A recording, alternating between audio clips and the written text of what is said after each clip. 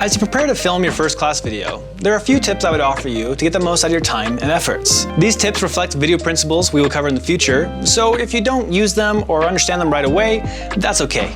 You also won't be graded yet on how to use these principles. However, they're easy to execute and they make your footage 10 times better. You'll be happy with your video and perform better in your creativity if you try to use them.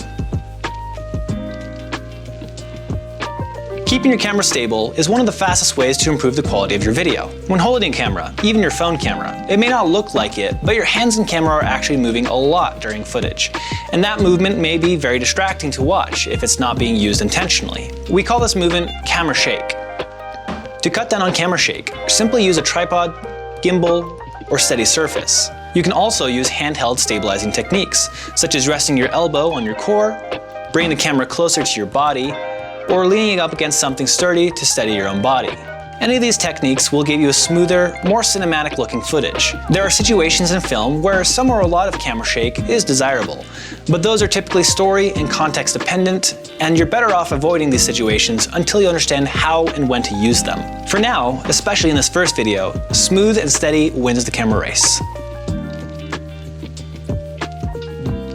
We'll discuss lighting in depth during Unit 3, but for now, try to at least consider the lighting of your situation.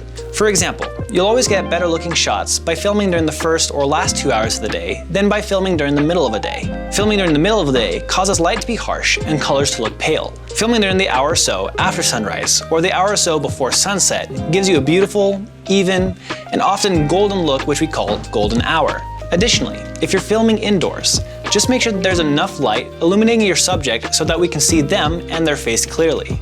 Dark footage is easy to run into and it never looks very impressive. Lastly, it's important that you plan your shot in the moment. Though we had you plan your shots already using storyboards, it's a different thing to film when you're actually on a set. So, you should take roughly 30 seconds or so, just to make sure you're taking an intentional, well-composed, creative shot like you intended. A lot of the time, this can mean just taking a minute to think about the best angle, distance, and composition to take your shot from.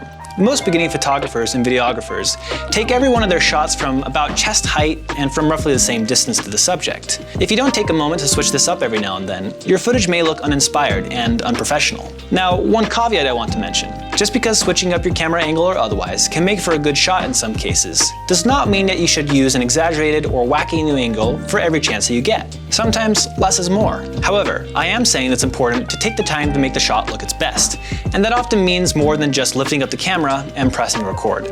Okay, in summation, take time to make your shots the best they can be. Actions such as stabilizing your camera, using good lighting, and taking a moment to plan your shot can make a world of difference, even for a beginner. Taking the time to do these things during your filming might just be what helps you to feel like a growing professional.